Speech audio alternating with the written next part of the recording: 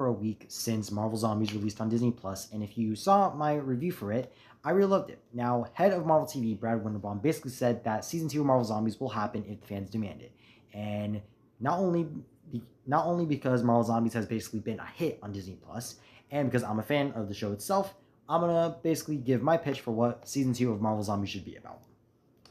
Starting off with returning characters, from the whole cast of season 1, only these 4 characters would be returning: Kamala Khan, Riri Williams, Spider-Man, and Wanda Maximoff as the main villain of the show. All the other characters from season 1 would either be dead, or they would just be zombies. Now, let's kind of get into the actual plot of season 2. So, episode 1 would, the season would be 4 episodes, same thing with season 1, and episode 1 would pick up exactly where season 1 ended, with Kamala being in this hex reality that Wanda and her created. And throughout the episode, we would see Kamala questioning what's real and what's fake, and as she's flashing in and out of the hex, she would interact with the hex version of Riri and Kate, and along other survivors like Alexei to reinforce the hex for Kamala. But in the end, she would be able to break out of the hex with the help of both Riri and good old Druig. Druig and Thena, more specifically, who would be the 2 Eternals really left alive, as it would be revealed that while Ikaris is endlessly fighting Captain Marvel, or zombie Captain Marvel, the rest of the Eternals were killed by Wanda, except for Druig and Thena. Now, after Kamala breaks free from the hex itself, Wanda would be very angry, and it would basically be revealed that the main reason why Wanda needed Kamala specifically during the events of season 1 was basically because of her Bangle's connection to the Noor dimension, and now that she has escaped, Wanda has basically lost control of the hex, and now she wants to basically kill Kamala for breaking her reality, breaking her false reality, so to speak. And the reason why Wanda would be so angry with this is because in this point in the timeline, Wanda is not necessarily, she hasn't gone through the character development that she went through in the mainline MCU, so she would not have fully unlocked her Scarlet Witch abilities. So she would not single-handedly be able to rewrite reality, and that's why she needed Kamala. So in New York, Kamala, Riri, Druig, and Thena would meet with 2 other members of Riri's new group, who are Matt Murdock and Frank Castle, also known as Daredevil and the Punisher. Now, as a team are essentially trying to figure out next steps, they get attacked by Wanda, who would kill Druig as he's holding her off, allowing the others to escape, showing off the first proper death of the season, and that's how episode 1 would end.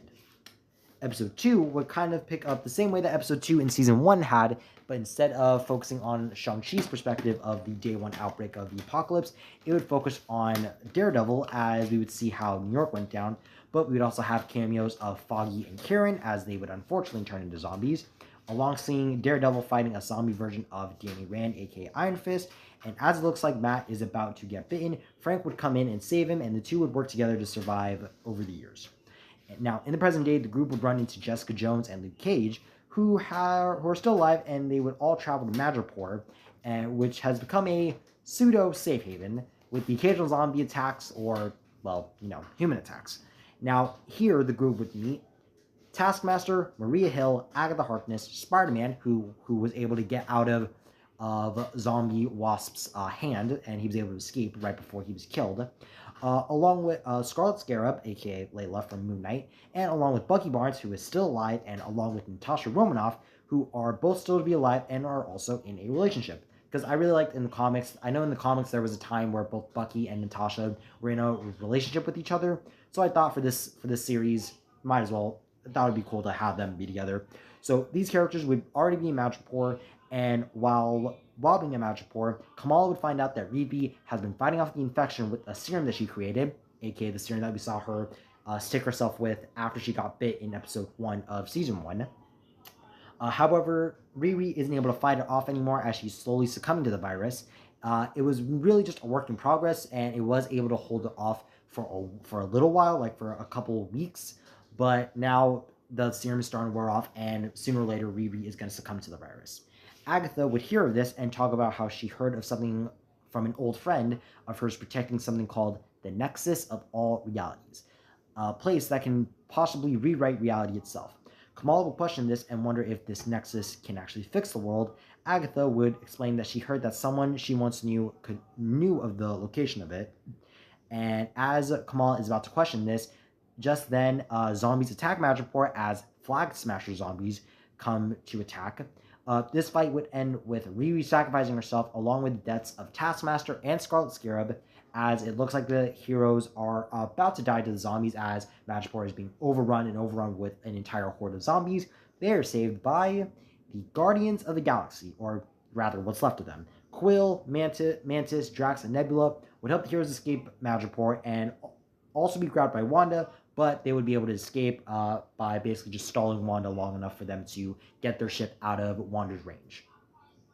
Now, episode 3 would open with showing the Guardians basically what they've been doing this whole time, and it would basically be revealed that after the Wakanda event, if you saw in episode 3, how Spider-Man, Scott Lang, and Black Panther faced off against zombie Thanos, the Guardians tried multiple times to get into Earth to find Rocket and Groot, even though they already knew that they were dead, but would always be stopped by Nova Corps as they had the whole planet quarantined.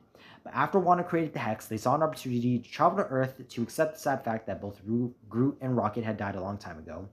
The Groot would travel to where Agatha believed where she last heard her old friend was, that being in Westview. She heard that her old friend was in Westview, and it would be revealed that her old friend was good old Jennifer Kale, who obviously would not trust Agatha, as she's obviously notorious, as Agatha is very notorious in the world of witches. She is not really trustworthy because of all the shit she's done in the past.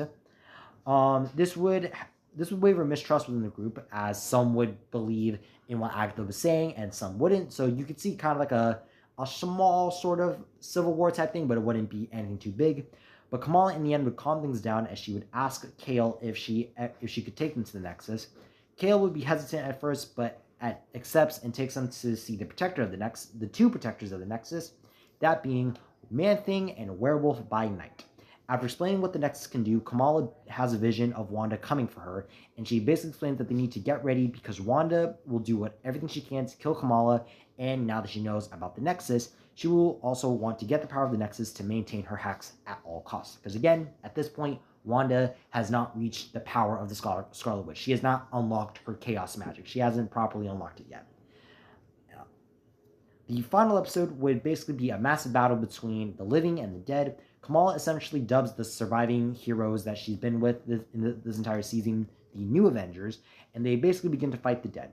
This would show the deaths of Jessica, Black Widow, Mantis, and Drax as they are overwhelmed by zombies.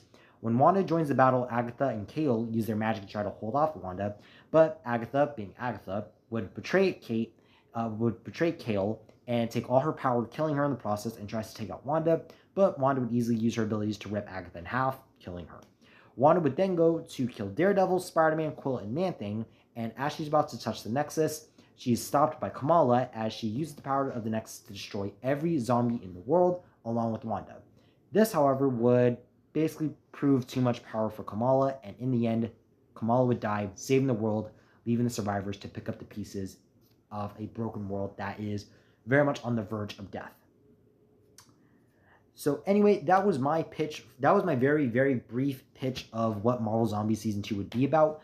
I really do hope we get a Season 2 of this season. Due to the success that it's been doing on Disney Plus, according to the Direct, they basically said that Marvel Studios is now looking at possibilities of expanding the world of Marvel Zombies and going into different stories of it. I really hope that when New York Comic Con happens, I think next week, because there's supposed to be a Marvel animation and Marvel television panel there, I really hope we get an announcement for Season 2, because this show was honestly one of the best things one of the best animation projects Marvel has done. Marvel themselves have done really, really good with their animation, excluding the 3 seasons of What If, X-Men 97, Your Friendly Neighborhood Spider-Man, Eyes of Wakanda, and Marvel Zombies have all been bangers. And honestly, I really hope that we get another season of this show, and maybe even more animated stuff, because I really think that would be really good for the thing. I also really think that Marvel Zombies is a good way to help Marvel fans feel more connected with the newer characters that we've been introduced in Phase 4 and 5, and now 6. Now we're in Phase 6.